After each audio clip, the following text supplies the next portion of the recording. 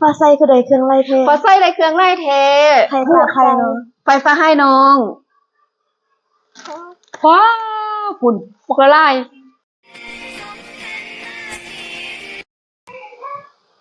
กราบทักทายสบายดีสบายดีสบายดีและสวัสดีพ่อแม่พี่น้องทุกสุขคนเนาะมาพบพอกับครูอรดาเส้นเก่าเส้นเคยแล้วกันน้องฟ้าใสหนังพิมพ์สบายดีก่อนลูกเฮ็ดอะไรสบายดีน้องซื้อฟ้าใส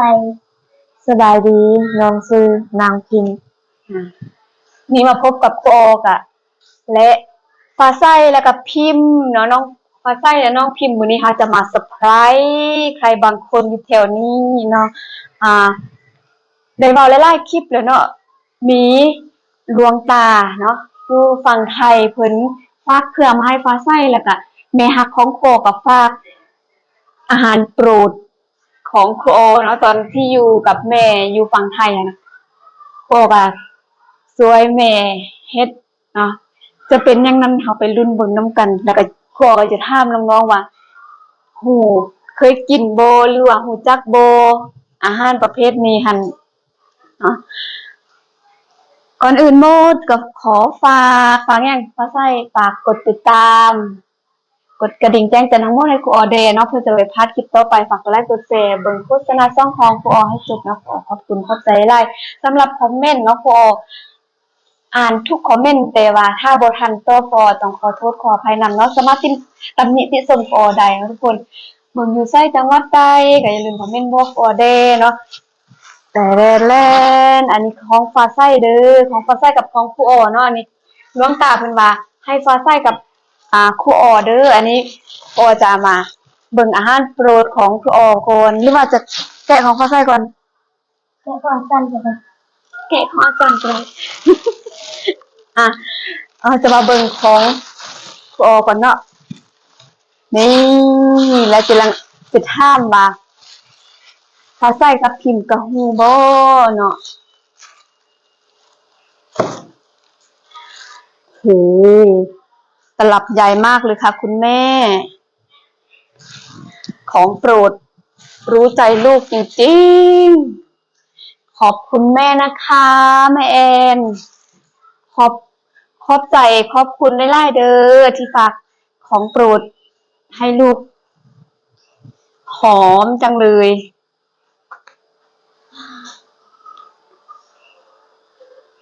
ดมบ้างปิ่มเคยกินบ่คือนั่นยังฮู้บ่น้ำปู ฟ้าใสมันมีหยังนี่น้ำปู น้ำปูเคยเฮ็ดบ่พี่บ่เคยเฮ็ดแต่เคยกินกินอยู่ไสซื้ออยู่ตลาดหอมแบบนี้บ่หอมแบบเนี้ยบ่คือกันเนาะบ่คือกันแม่กินมันต่างแม่นบ่กินน้ำปูอยู่ตลาดเนาะบางเจ้าก็ต่างแต่ว่าพิเศษเลยเนาะพอลองสัมผัสเบิ่งน้ำปูของแต่ละคนเฮ็ดนะแต่ของคุณแม่หอมแล้วก็อร่อยที่สุดเลยอันนี้ของมันแม่ฮักอาจารย์ฝากให้อาจารย์3กล่องถ้าอยากกินก็เอากล่องมาแบ่งเด้อแล้วอาจารย์ก็จะเอากลับไปให้พ่อให้แม่อยู่บ้านเพราะว่าพ่อแม่ของอาจารย์ก็มักคุณพ่อคุณแม่อยู่บ้านก็มักคือกันที่จริงแม่ให้เพื่อนครูโอเนาะแต่ว่าเราก็มีแล้วเนาะเราเฮ็ดเป็นนะแล้วก็แบ่งแม่นึงแล้วครูโอก็เอามาทาง3กับเพื่อจะเอาไปต้นพ่อต้นแม่อยู่บ้านเด้เนาะทุกปีเลยเนาะแม่อยู่ฝั่งไทยจะฝากให้ครูโอขอบคุณขอบใจหลายๆเด้อสำหรับอาหารโปรดที่รู้ใจลูกสาวนี่อันนี้คือของฟ้าใสกับโกเนาะแต่ว่าบ่ฮู้ว่าของโกมันยังของฟ้าใสมันยังเนาะดวงตาเพิ่นก็พิมพ์ไว้หั่นแหละแต่ว่าโดนโพสต์แล้วก็เสร็จยาวแล้วก็อยู่ในโทรศัพท์ตัวนี้บ่ได้เข้าไปเบิ่งเนาะเมื่อกี้ก็ให้ฟ้าใสลมนำน้องตาและตอนนี้เฮาก็ได้ มาแกะกล่องบ่ฮู้ว่าแม่นหยังเนาะหลวงตาเบิ่งนำกันเนาะจะแกะฮะแกะกล่องมีหยังเนาะ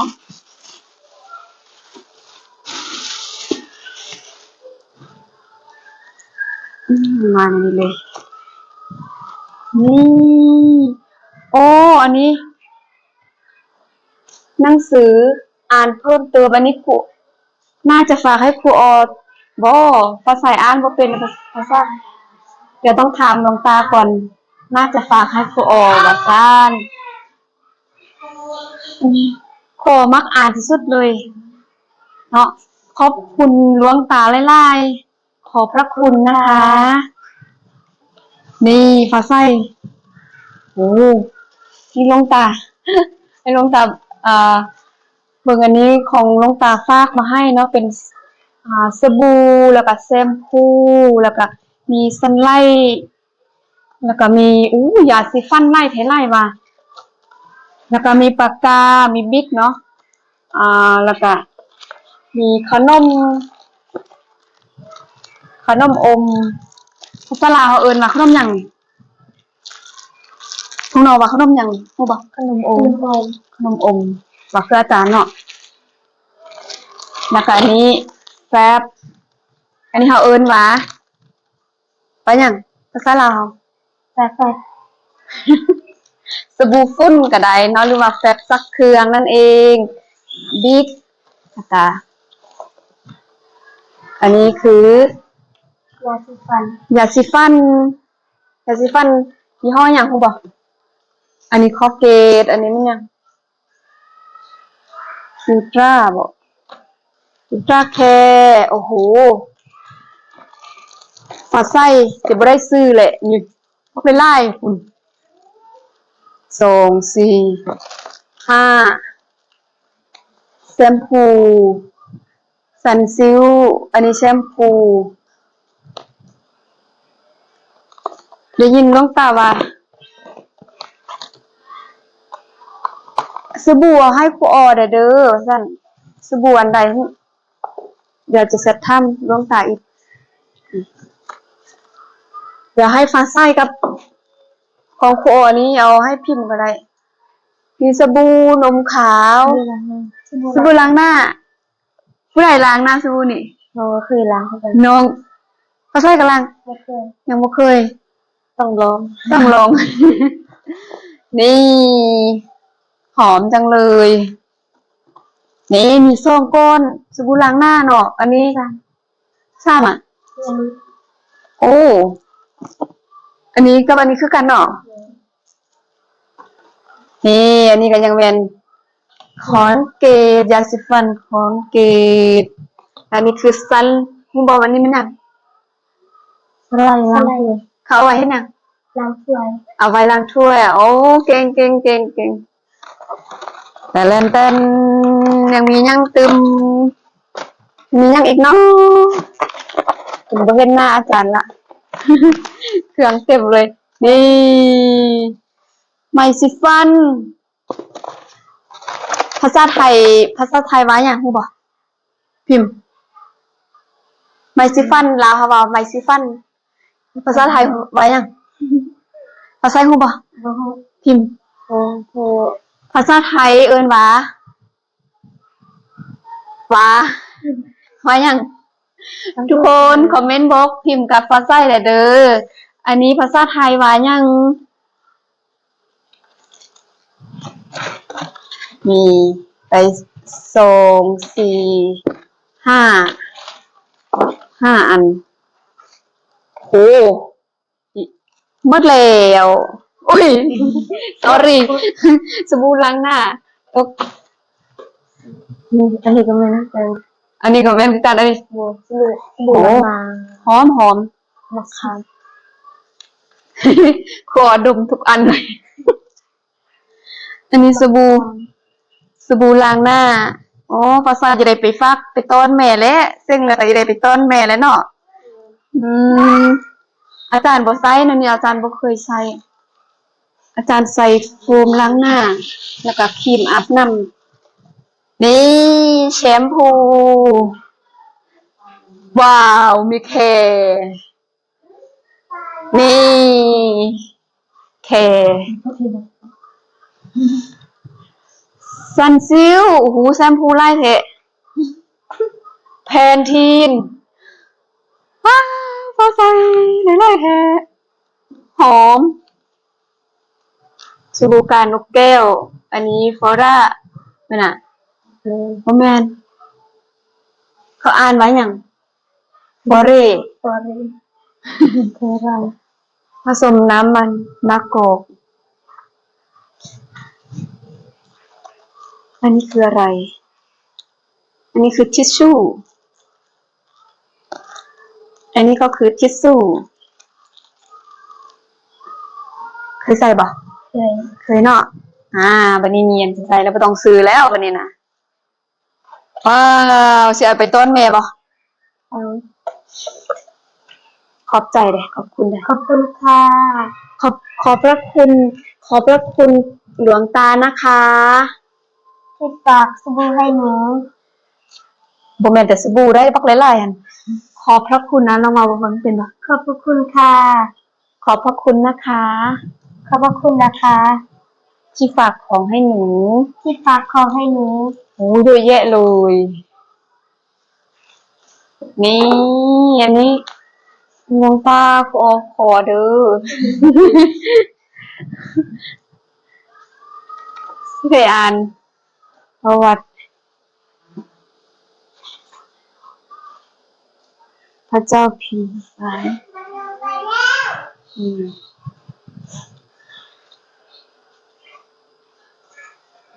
อยากอ่านบ่ อ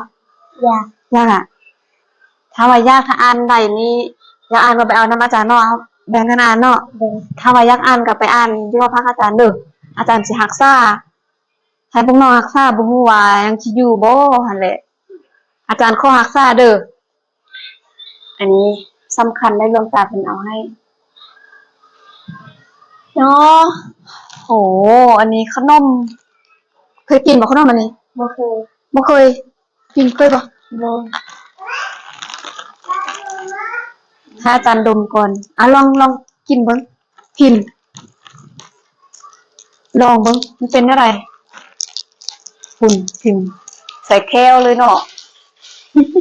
ทำไมมีต้องเอาแค่อย่างเดียว เนาะทุกคนอันนี้คือดวงตาเพิ่นฝากให้ครูออกับฟ้าใสเนาะ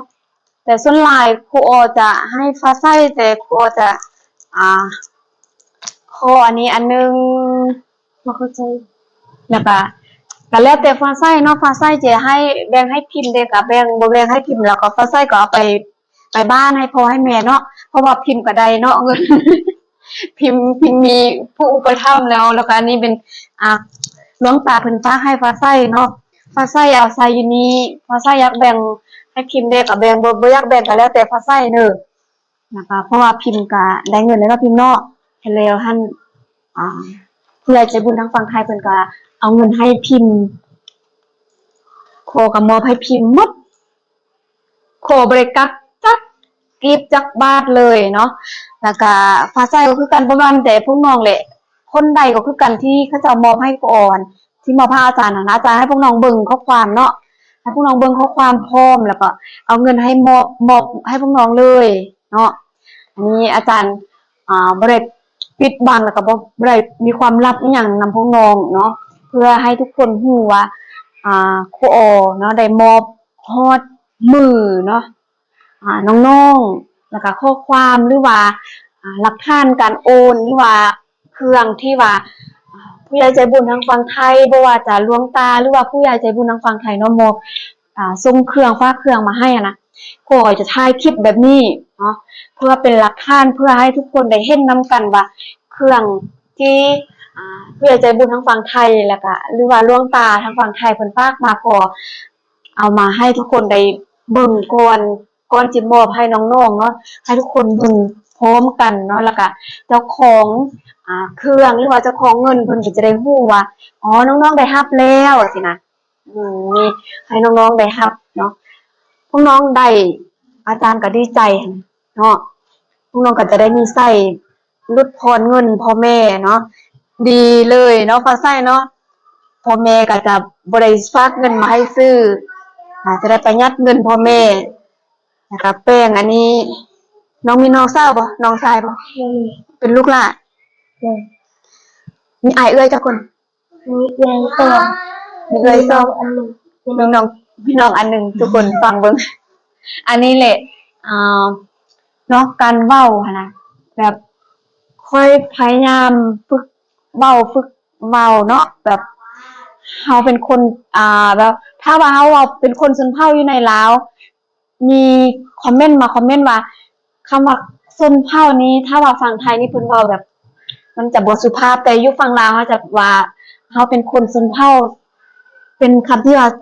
สุภาพแล้วเนาะเฮาบ่ได้ติแต่เฮาก็เป็นคนชนเผ่าแท้ๆก็เป็นคนชนเผ่าฟ้าใสก็เป็นคนชนเผ่าพิมพ์ก็เป็นคนชนเผ่าเนาะเพราะเฮาเป็นคนชนเผ่าเดียวกันเนาะชนเผ่าคือหมู่แต่ว่าสำเนียงการเว้าจะต่างกันเนาะพิมพ์เนาะฟ้าใสเนาะแล้วก็ฟ้าใสอยากบอกหยังพิมพ์อยากบอกหยังนำผู้ใหญ่ใจบุญทางฝั่งไทยแล้วก็หลวงตาเทื่อแล้วหลวงตาก็ฝากเงินเนาะฟ้าใสเนาะอาจารย์ก็เอาให้น้องหมดเลยแล้วก็พิมพ์ก็คือกันเนาะพิมพ์เนาะผู้ใหญ่ใจบุญเพิ่นก็ฝากมาให้แล้วเพิ่นก็ยังข้ามพิมพ์ก็คืออาจารย์ให้น้องเบิ่งข้อความนั่นแหละฟ้าใสเป็นคนที่ว่าเว้าบ่ค่อยเก่งทุกคนเนาะคือหลวงตายักษ์ลมฟ้าใสเทื่อแล้วหันถามฟ้าใสก็แบบบ่อยากตอบเพราะฟ้าใสเว้าภาษาไทยก็บ่เก่งเด้แม้แต่ภาษาลาวเนาะก็ยังเว้าบ่ค่อยจะปานใดน่ะบ่ค่อยเก่งแม้แต่ออเองเนาะสำเนียงการเว้าอาจจะบ่คือสำเนียงเจ้าของภาษาว่าซั่นซะเนาะบ่คือสำเนียงภาษาลาวน่ะเพราะว่าเป็นคนชนเผ่าแต่บางคนเป็นคนชนเผ่าอยู่แต่เขาเจ้าเว้าสำเนียงอาจจะเป๊ะคือเจ้าของภาษาเนาะคือเฮาเว้าภาษาอังกฤษนั่นแหละทุกคนเนาะอันนี้ให้เข้าใจนำกันอาจารย์จะให้พวกน้องเว้าขอบคุณขอบใจผู้ที่ฝากเครื่องมาให้มีหยังอยากบอกบ่อาจารย์ก็บ่ได้บอกล่วงหน้าเนาะบ่ได้เตรียมสคริปต์ให้พวกน้องเลย แต่ละเทื่อนี้มันเว้าสดๆเลยเริ่มเลย ขอบคุณค่ะลืมตาที่ฝากของให้หนู พิมพ์มีหยังอยากเว้ากับผู้ใหญ่ใจบุญบ่ ก็ขอบคุณหลายๆเด้อที่ฝากให้และก็เงินที่ฝากให้โอนให้ คือเงินจำนวนที่ว่าผู้ใหญ่ใจบุญเพิ่นฝากให้พิมพ์เนาะ แม่น พิมพ์ก็ปันพ่อปันแม่จ่ายเด้เพราะว่าพิมพ์อยู่อีกอำเภอหนึ่งที่เป็นอำเภอที่ว่าไกลจากอำเภอที่ครูอ๋ออยู่เนาะและจากตัวอำเภอที่พิมพ์อยู่ยังไปบ้านพิมพ์กับบ้านฟ้าใสก็ยังไกลอีกเนาะถนนหนทางก็ลำบากนะแล้วก็น้องๆก็ค่อนข้างถ้าว่าบ่แม่นว่าบ่ได้รู้ว่าดูถูกกันเนาะแบบฐานะครอบครัวบ่มีหันน่ะว่าซั่นซะเนาะเอาง่ายๆพิมพ์ก็คือกันเกือบสิบ่ได้เรียนปีหน้าก็บ่ฮู้ว่าสิได้เรียนอยู่บ่เนาะ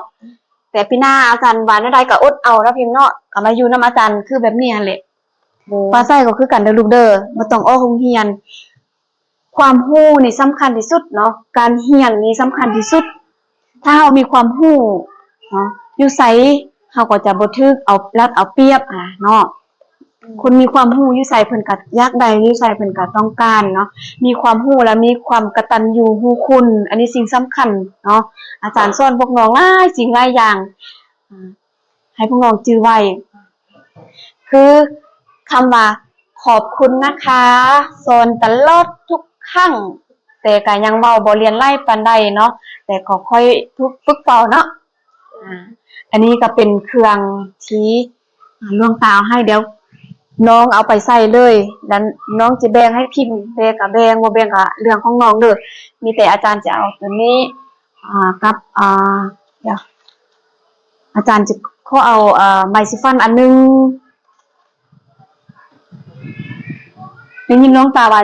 มีสบู่ให้อาจารย์แต่ว่าอาจารย์จะให้น้องหมดเลยอาจารย์จะบ่เอา เพราะว่าอาจารย์ใส่ครีมอัพนำเนาะแล้วน้องเอาไปต้นพอต้นแม่อีกสิ่งที่อาจารย์ดีใจคือน้องกลับบ้านแล้วน้องจะเอาเครื่องมีเครื่องไปต้นพอต้นแม่นี่แหละ เนาะแล้วก็พิมพ์กะได้เงินเนาะไปฝากพ่อฝากแม่เงินจ่ายมลติพิมพ์ ยัง นางเนาะ เออ ดีไล่ ตาใส่ขลุดเลย ไว้ใส่คารถเนาะดีไล่เนาะที่หูใส่เงินประหยัดโอเคเฮาคลิปนี้ยาวแล้วเนาะทุกคนฝากทุกคนกดติดตามกดกระดิ่งแจ้งเตือนทั้งหมดที่พอเดี๋ยวเพื่อจะได้พลาดคลิปต่อไปเนาะเบิ่งอยู่ไสจังหวัดใดถ้าครูอ๋อเว้าผิดพลาดบนใดก็ขอโทษขออภัยนำเนาะทุกคนสามารถตำหนิติชมครูอ๋อได้เนาะนะคะคลิปนี้ครูอ๋อก็ต้องจบคลิปไว้สำนี้ก่อนพบกันคลิปหน้าค่ะต้องกล่าวคำว่า สบายดี สบายดีพบกันคลิปหน้าบ๊ายบาย